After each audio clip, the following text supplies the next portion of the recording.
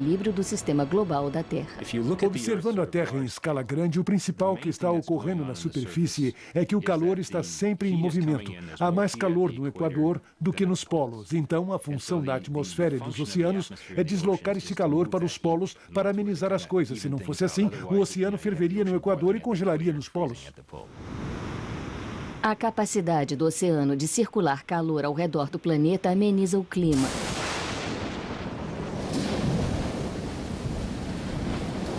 A evaporação do oceano se transforma na chuva que nutre as nossas colheitas.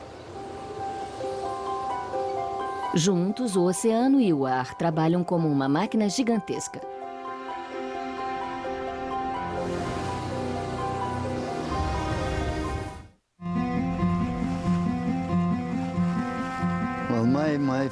A minha primeira lembrança de água é que era uma coisa terrível, que eu nunca aprenderia a nadar.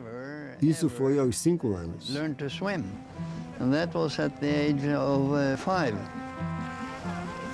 Thor Heyerdahl encarou seus medos numa das viagens oceânicas mais audaciosas da história. Uma viagem que não teria sido possível sem as correntes marinhas. Ele era um aventureiro com uma meta e uma teoria. Ele acreditava que há 1.500 anos, de alguma forma, imigrantes viajaram do Peru à Polinésia pelo mar. A maioria das pessoas disse que isso era simplesmente ridículo. Mas não os 5 homens que empreenderam a viagem. Eles navegaram em correntes e a favor do vento para recriar aquelas jornadas antigas. Viajaram 6.900 quilômetros na Kon-Tiki, uma balsa de madeira. Enquanto velejávamos na superfície do oceano, ganhávamos muito com as correntes, porque a água na qual velejávamos nos levava para frente o tempo inteiro. Com velas pequenas e um sistema arcaico de leme, a tripulação do Kon-Tiki estava à mercê das correntes oceânicas. É claro que havia dias no meio do Pacífico em que a água era realmente pacífica. Podíamos pegar o nosso pequeno bote a remos e remar até quase o horizonte. Depois olhar para nós mesmos como uma partícula e voltar novamente. Não tenho dúvidas de que os artífices antigos, os navegadores, conheciam os ventos, as ondas e as correntes tão bem que, na verdade, podiam navegar a milhares de quilômetros através do que poderíamos chamar de solidão ininterrupta. Mas para eles, o oceano estava vivo com ondas, criaturas, nuvens, ventos. Há 1000 anos, houve pessoas que liam a água muito melhor do que qualquer pessoa viva na atualidade. Temos muito a aprender com aquelas pessoas. Acho que o melhor é irmos lá e rumar com a correnteza. Estamos mais familiarizados com as correntes na superfície. Elas são torrentes de água concentrada levadas pelo vento que fluem pelo oceano, chegando a ter 80 quilômetros de largura. Mas no oceano existem correntes em todos os níveis. Algumas fluem morosamente perto do fundo do mar. As correntes de profundidade intermediária podem viajar em padrões complexos, a cerca de 900 metros de profundidade. As correntes superficiais se deslocam mais rapidamente, afetando somente os primeiros 30 metros. Acho que as correntes deveriam ser chamadas de os ventos do oceano. É a forma como a água se desloca através do oceano ou, em certas ocasiões, em pequenas correntes que podem elas mesmas mudar com o tempo. É assim que o oceano desloca coisas. As correntes transportam calor, água, nutrientes e qualquer coisa que caia nelas.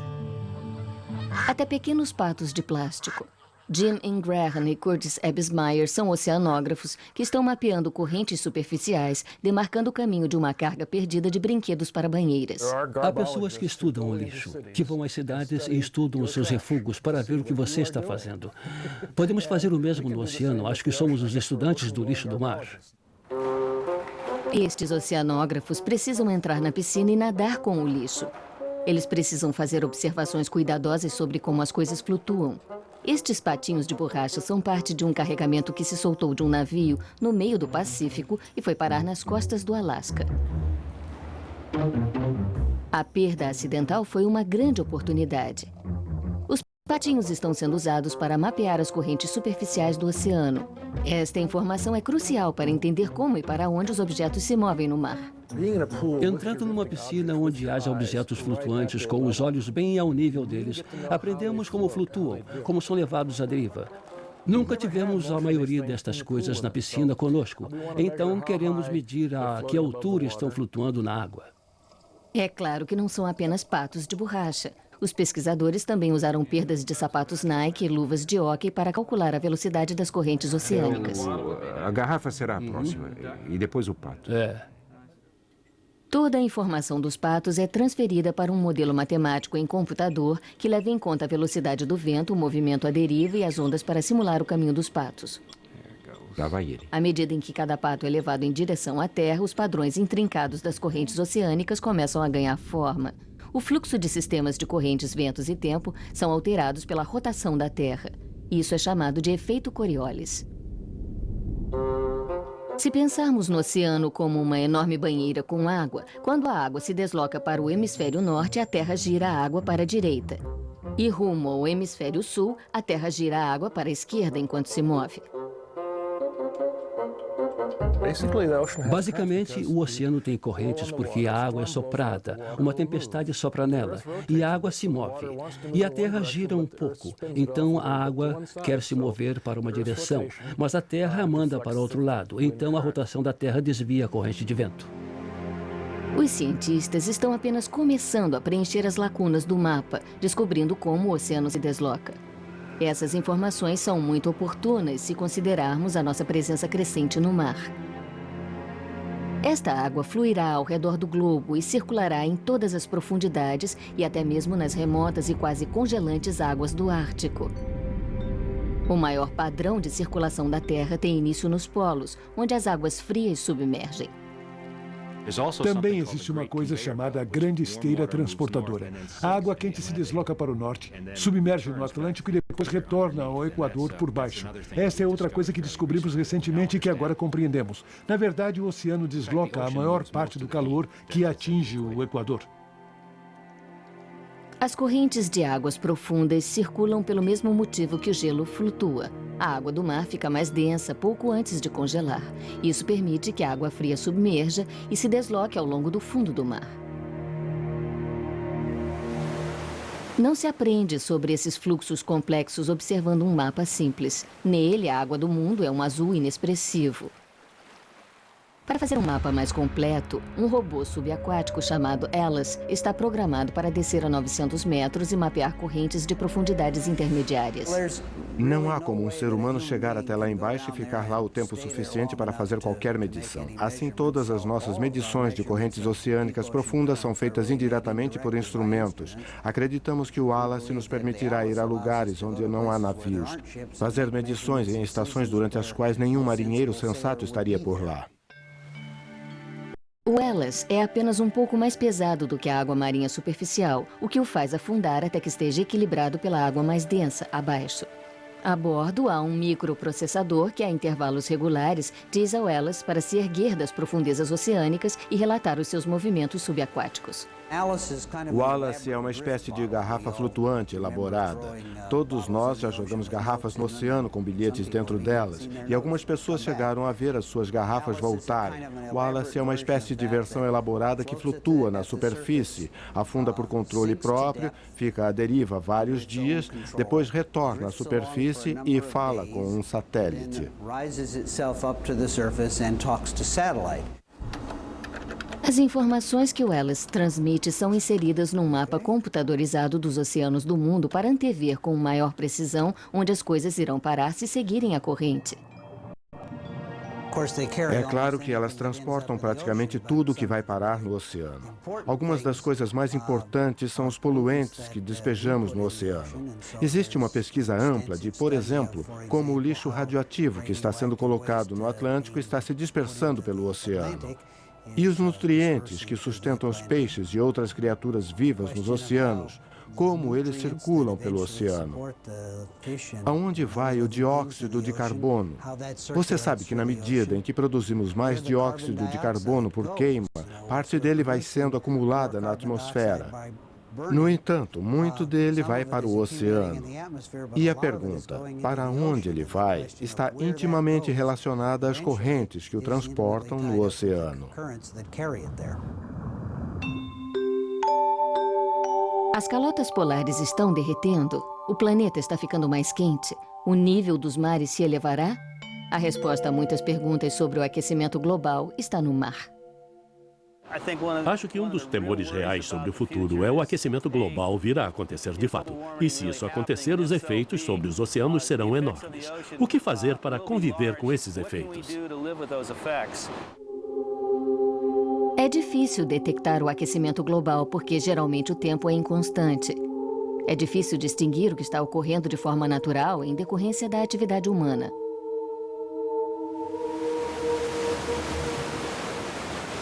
Sabemos que os humanos modernos produzem quantidades enormes de gás carbônico queimando combustíveis fósseis. Não sabemos quanto dele é absorvido pelo mar. Há coisas que sabemos ao certo. As correntes circulam a água ao redor do mundo, e o que quer que esteja nelas é levado junto no percurso. Se você estiver na corrente com muitos plânctons, e se o mar estiver calmo e o céu completamente azul, cheio de estrelas, e todos os plânctons brilhando, aí você se sentirá como se estivesse num tapete mágico. Isso faz com que a gente sinta que existe um universo.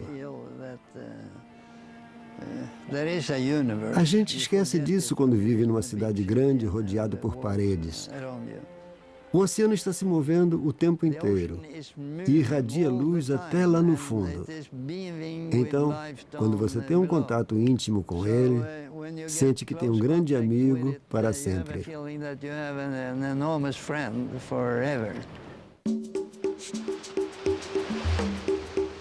O vento é ar em movimento. Quando ele atinge a superfície do oceano, curva a água em ondas, impele correntes e enche velas. Os ventos se parecem muito com as pessoas. Onde quer que você vá nos oceanos, encontrará locais com personalidades próprias. Então, se você estiver no Havaí e for a Maui e olhar para Los Angeles, os ventos continuarão soprando na sua direção. Eles serão sempre de 32 km por hora todos os dias e o empurram com força. São ventos muito constantes, persistentes.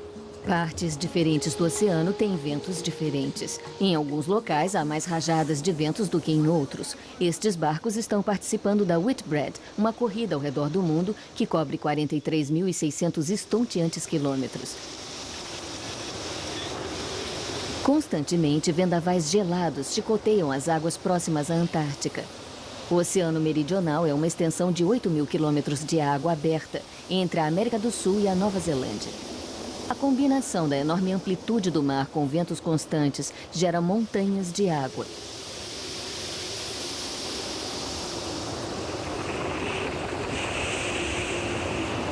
Os ventos são criados pelo calor do Sol.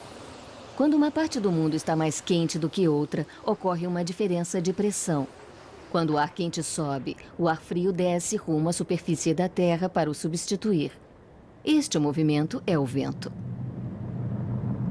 Quando o Sol chega, aquece o ar, que se expande e se eleva como estas bolhas. Quando elas se aquecem, se movem cada vez mais rápido. O ar mais frio se desloca para preencher a lacuna deixada pelo ar quente ascendente. Este movimento é uma lei fundamental que rege ventos e correntes. A segunda lei da termodinâmica é que o calor flui de quente para frio e não é possível impedir que ele faça isso. Assim, a redistribuição do calor, que é uma das principais funções do oceano no clima da Terra, não é nada com o que tenhamos que nos preocupar. Ela vai ocorrer. Muito depois do vento ter cessado, as ondas que ele criou continuam avançando até alcançar algum litoral. A onda mexe com a água, mas não a transporta. As moléculas de água não avançam junto com a onda. O movimento da onda não é igual ao movimento da água. Você sabe disso, porque se estiver lá na arrebentação e vier uma onda, você sobe e desce. A onda vai à praia, mas você sobe e desce.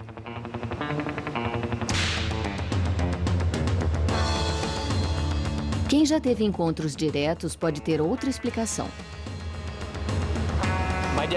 A minha definição de onda é uma palheta de energia oceânica em movimento que convida nós humanos a ir junto e participar daquele movimento, daquele fluxo de energia.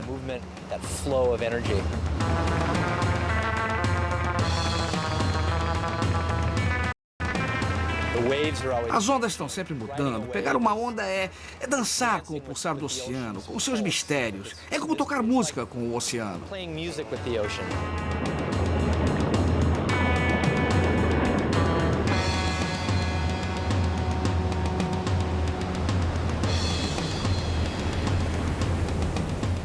Os surfistas conseguem pegar ondas porque quando elas estão perto da praia, a parte inferior da onda se arrasta no fundo do mar, perdendo velocidade em comparação com a água superficial. Então a crista da onda cai para frente e arrebenta na praia. Se observarmos uma onda se aproximando, ela tem esse tipo de movimento para cima e para baixo. Se pudéssemos olhar, observar um pedacinho de água e ver o que ele está fazendo, seria este tipo de elipse. À medida que a onda se aproxima da praia, é como se tropeçasse. Ela fica paralisada no fundo. Finalmente, isso provoca a arrebentação da onda.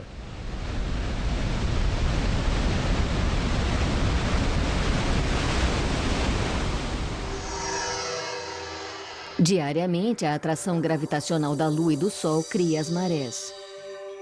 A pré-mar e a baixa-mar podem ser pequenas, com poucos centímetros, ou ter mais de 15 metros. A Lua levanta toda a água da Terra. Ela arrasta o oceano tanto quanto faz com um lago raso ou com a água de um copo. A altura da maré varia, dependendo do tamanho, da forma e da profundidade da bacia hidrográfica. Quando a lua cheia puxa a água deste lado, puxando também a Terra para longe do oceano, do outro lado é como se tivéssemos uma saliência. É como se o oceano tivesse a forma de uma bola de futebol americano e a Terra dentro dela fosse uma bola de vôlei. E essa saliência se move ao redor da Terra seguindo a Lua. As marés sobem e descem 2 vezes por dia e as ondas estão sempre quebrando sobre os litorais. As águas oceânicas moldam a costa e criam praias. É o panorama mais comum do mar e geralmente o primeiro que vemos.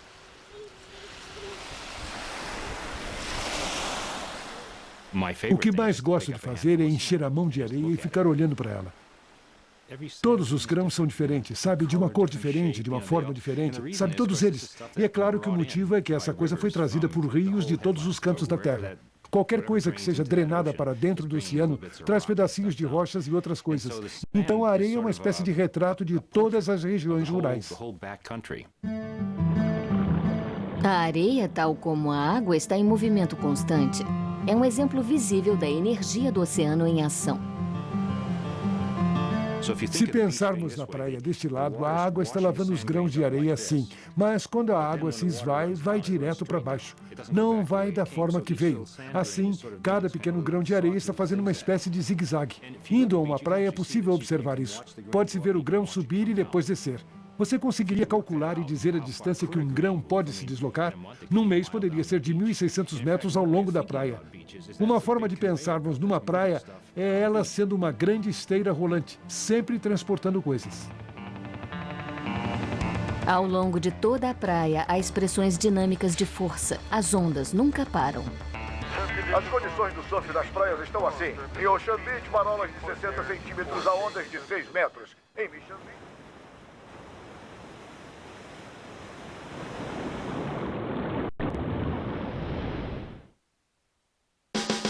Agora que você já assistiu o primeiro segmento de Tudo sobre os Oceanos, discuta como os oceanos afetam o clima da Terra. Qual é a diferença entre o tempo no Equador e nos polos? Descreva algumas teorias sobre como o aquecimento global afetará os oceanos e sua capacidade de suavizar o nosso clima.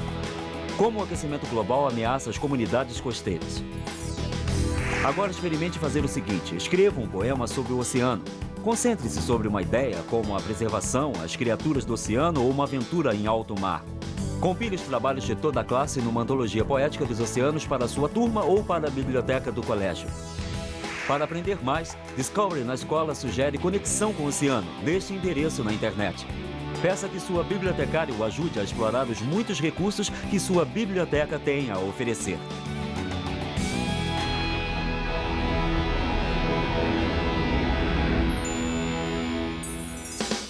Pense no seguinte antes de assistir Tudo sobre os Oceanos, segundo segmento.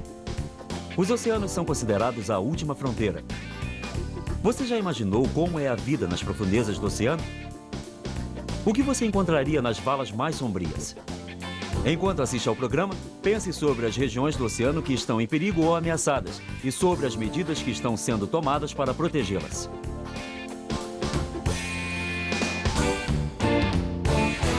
Discovery na Escola apresenta Tudo sobre os Oceanos, segundo segmento.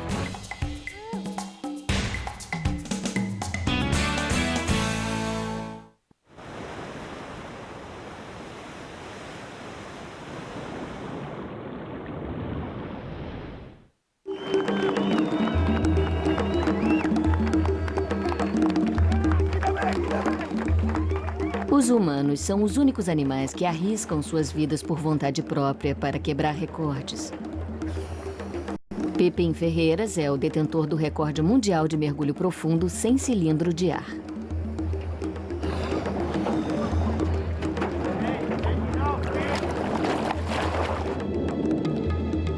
Ele já foi pescador de arpão em Cuba e usou sua habilidade natural e técnicas de meditação para ampliar seus limites físicos. Se ele continuasse descendo, eventualmente chegaria a um ponto em que seria literalmente esmagado. Eu sei que no fundo o aço pode ser esmagado. Então é claro que o corpo humano também pode ser esmagado. Os cientistas sempre acreditaram que sem proteção os pulmões do corpo humano implodiriam a 152 metros de profundidade. Pippin acha que pode chegar a esta profundidade e sobreviver.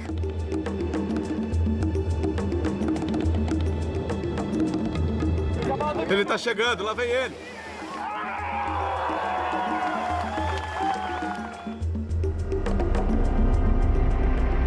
Para ir mais fundo, precisamos de uma blindagem que nos proteja do mar. Com a ajuda de aparelhos de mergulho, descemos ao ponto mais profundo do oceano. Em 23 de janeiro de 1960, a Marinha dos Estados Unidos enviou 2 homens, o tenente Don Walsh e o engenheiro suíço Jacques Piccard, a 11 quilômetros de profundidade até o fundo. Ninguém havia jamais retornado de tal profundidade. A parte mais profunda do oceano é chamada de Abismo do Desafio. Ela fica a cerca de 320 quilômetros a sudoeste de Guam, nas profundezas da Fossa das Marianas. A maior preocupação no local de mergulho, na realidade, 2 delas. Uma era onde ficava o local mais profundo. Não tínhamos mapas, nada que nos dissesse onde ficava, a não ser de forma muito genérica. E outra, o que quebrou ou se soltou durante o reboque. Depois que eles alcançaram a Fossa das Marianas, a localização exata do Abismo do Desafio foi encontrada através de uma técnica elementar de localização por eco. Usamos granadas de mão. Acho que levamos todas as granadas de mão que eles tinham em Guam. Eu sabia que precisávamos de reabastecimento. Veio o navio rebocador de Guam e trouxe mais granadas de mão. Nós as colocávamos na água. Quando a granada de mão explodia, podíamos ouvir no hidrofone subaquático. Então, ligávamos um cronômetro. Nós podíamos ouvir o sinal de retorno daquela carga explosiva refletido pelo fundo. Assim, 7 segundos significava uma profundidade maior do que 5 segundos. O batiscafo Trieste foi projetado pelo pai de Jacques Piccard, Auguste Piccard. Ele foi um pioneiro do balonismo e usou o projeto básico de um balão de ar na construção do Trieste.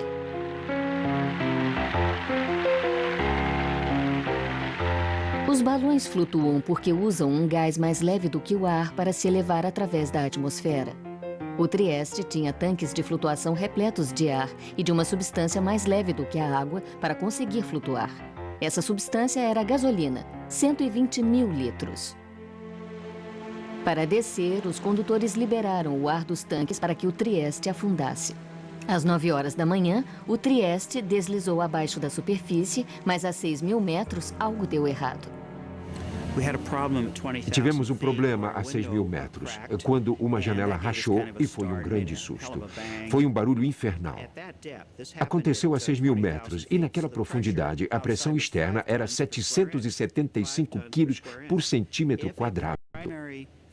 Se a peça principal que dividia o oceano do interior da cabine tivesse se rompido, teríamos morrido na hora antes de ouvir qualquer coisa. Todos os instrumentos diziam que o mergulho estava prosseguindo bem. Não tínhamos nenhum aumento repentino de peso. Não tínhamos nenhuma perda repentina de peso, exceto o barulho ensurdecedor que sacudiu a máquina toda. Então, continuamos a descer. so we proceeded on down. O Trieste continuou e chegou ao fundo às 13 horas e 8 minutos. A primeira observação feita foi de um peixe, provando que era possível encontrar vida até na parte mais profunda do oceano. É claro que o meu objetivo era subir de volta. Essa é a definição de engenharia oceânica. Muitas pessoas foram ao fundo dos oceanos. Voltar é que talvez defina a engenharia. Para subir, o Trieste liberou 360 quilos de peso ou lastro e rumou à superfície. Ao subir, me senti muito bem, porque estava retornando ao meu mundo. Não que eu não tenha saudades, mas sou uma criatura que respira ar, como todos nós, e foi bom voltar ao meu lar.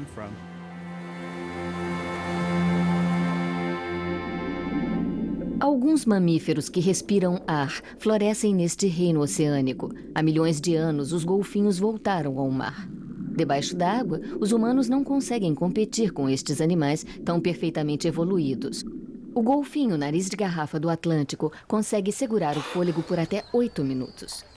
Golfinhos domesticados nos permitem fazer observações raras de mamíferos aquáticos e de suas aptidões fisiológicas. O mergulho treinado mais profundo foi de 547 metros. A ciência ainda está tentando entender exatamente como eles conseguem isso. Eles têm uma estrutura óssea que pode ser comprimida e permite que vão àquela profundidade sem serem esmagados, como seríamos esmagados sob aquela pressão.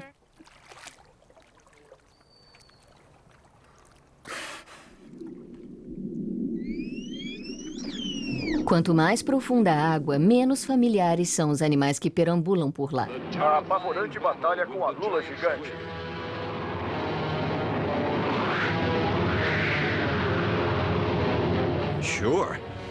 É claro que os marinheiros ficaram assustados. Ficaram muito assustados. Tinham que ficar amedrontados, mortos de medo, porque estavam rumando para um desconhecido total e completo. E lá longe, é claro, é onde todos esses monstros vivem. E eles estão prontos para sair de lá, sugar a pessoa e a engolir. Esses monstros das profundezas não são apenas contos do mar nem produtos da imaginação de produtores de filmes. Na Virgínia, existe uma lula gigante de verdade. É uma cabeça grande. Talvez as cabeças maiores tenham cerca de 60 a 90 centímetros de comprimento. Esta é uma estrutura característica da lula gigante. Apesar dos espécimes terem sido coletados mortos ou morrendo na superfície do mar, ninguém nunca viu uma lula gigante em seu habitat natural. Roper planeja ser o primeiro. Ele e um grupo de cientistas da Instituição Oceanográfica Harbour Branch estão iniciando uma ampla busca na costa da Nova Zelândia. Usando um submarino de mar profundo, eles mergulharão em águas de até 900 metros em busca dessa criatura ardilosa. Eu realmente adoraria a oportunidade de ter uma lula gigante abraçando o submersível. Mas não sei o que o piloto e o pessoal de Harbour Branch acham disso. Mas seria bom, porque seria uma oportunidade maravilhosa para ver como esses animais funcionam, como as ventosas trabalham, como o bico gigante trabalha, a boca enorme, que é como o bico de um papagaio embrulhado numa grande bola de músculos. Acho que seria muito interessante.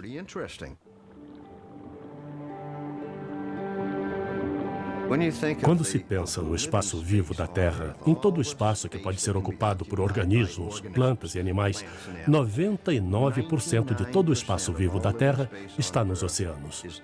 Então, será que não faz sentido estudar isso e aprender o máximo que pudermos?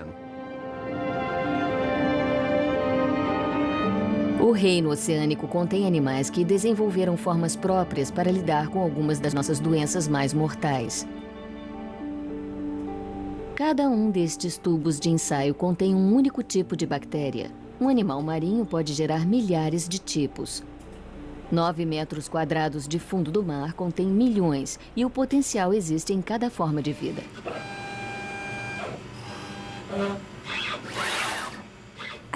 Acho que estamos perto de ter uma combinação que possa ser desenvolvida como uma droga.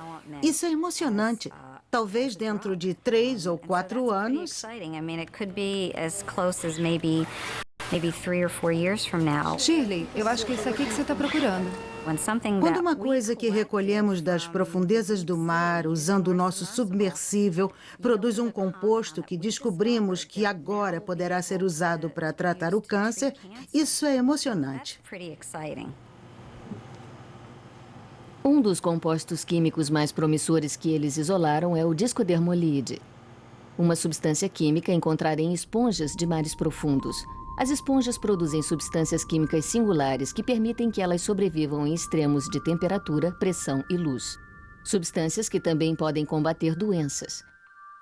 Essas são células cancerosas se multiplicando. Tratadas com doses de discodermolide, a estrutura celular se rompe e o crescimento é interrompido. Se uma cura for encontrada no mar, o organismo e seu habitat se tornarão numa mercadoria preciosa. Uma forma de gerir os recursos marinhos é recriar a substância química através de engenharia genética. Essas culturas são clones, feitos a partir de fragmentos de ADN das substâncias químicas naturais que foram coletadas. 3/4 do nosso planeta são cobertos pelo oceano. Pouco abaixo da superfície, a água é turva e surge um mundo misterioso.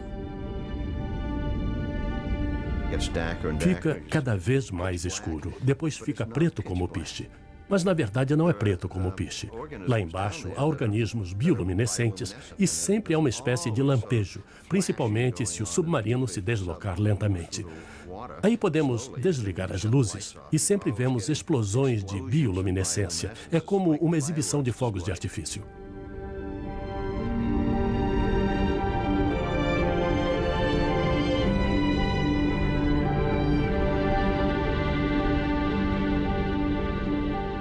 O mundo subaquático é envolto em escuridão. Computadores criam um cenário mais claro. Este é Perth Canyon, situado 3.000 metros abaixo do Oceano Índico. A maior parte do leito oceânico foi mapeada por máquinas. No entanto, nós vimos menos de 2%.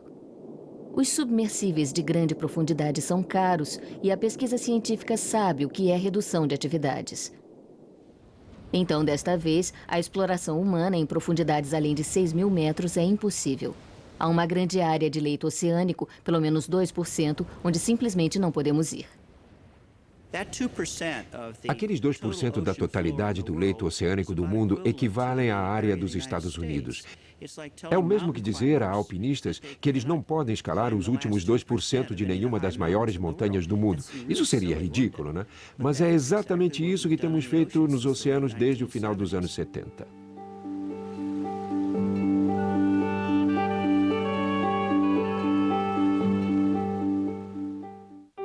Aqui.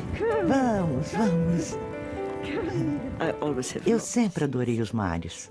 Faz parte da família. Passamos todos os verões perto do mar. O mar sempre foi maravilhoso para nós.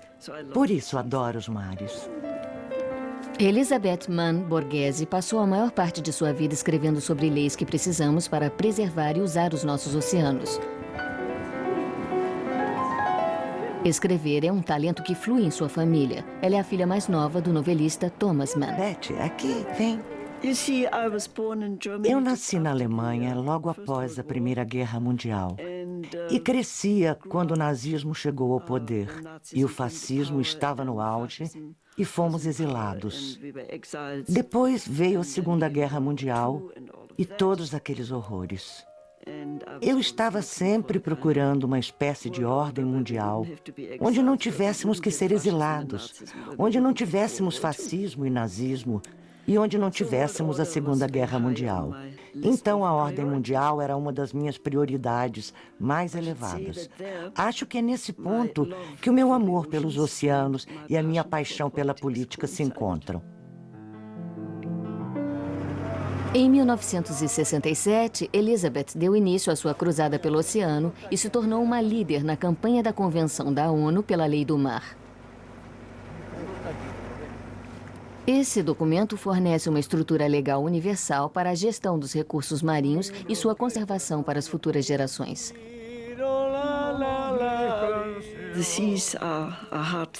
O mar é difícil de ser domesticado. Ele é grande, belo e turbulento. Os peixes não se importam se estabelecemos fronteiras. E a poluição também não liga. Então, esses problemas têm que ser enfrentados através da cooperação da comunidade internacional. Caso contrário, não conseguiremos resolver todos eles. O Pacto da Lei do Mar vê o oceano como um legado comum da humanidade, um recurso que pode ser gerido, mas que não pode ser possuído, e que deve ser administrado por todos os que o usam. Você pode tornar a indústria pesqueira sustentável proibindo a pesca, deixando muitas pessoas desempregadas. Mas se muitas pessoas ficarem desempregadas e se não houver outro emprego para elas, então isso não é sustentável. Ser sustentável não pode ser apenas ambientalmente sustentável. Também é preciso ser socialmente sustentável e culturalmente sustentável. O problema é que os seres humanos se tornaram muito bons na pesca. O mercado de peixe japonês abre às 4 horas da manhã. Às 8, mais de 20 mil peixes já foram vendidos. Em todo o mundo, 74 milhões de toneladas são capturadas anualmente para consumo, uma quantidade que o oceano não consegue suprir. A Lei do Mar tenta equilibrar a demanda humana e os recursos do oceano. Atualmente, a Lei do Mar é uma política oficial da ONU com mais de 100 ratificações. Sei que ela afetará a sua vida, mas acho que a lentidão com a qual prosseguimos na implementação do tipo de legislação necessária já está afetando a sua vida e a minha vida e a vida dos meus cachorros e a vida dos meus filhos, porque há muitas doenças estranhas e novas irrompendo em todo o mundo. A nossa resistência está se estraçalhando sob o impacto da degradação ambiental.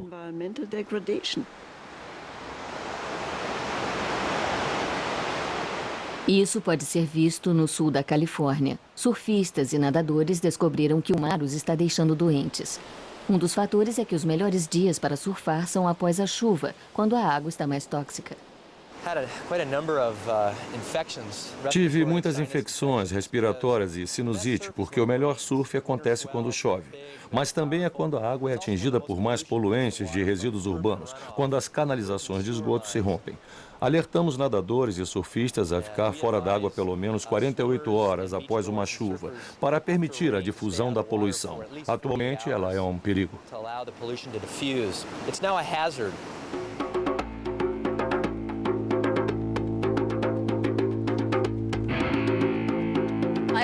Tenho muitos amigos que surfam e muitos ficam doentes de verdade.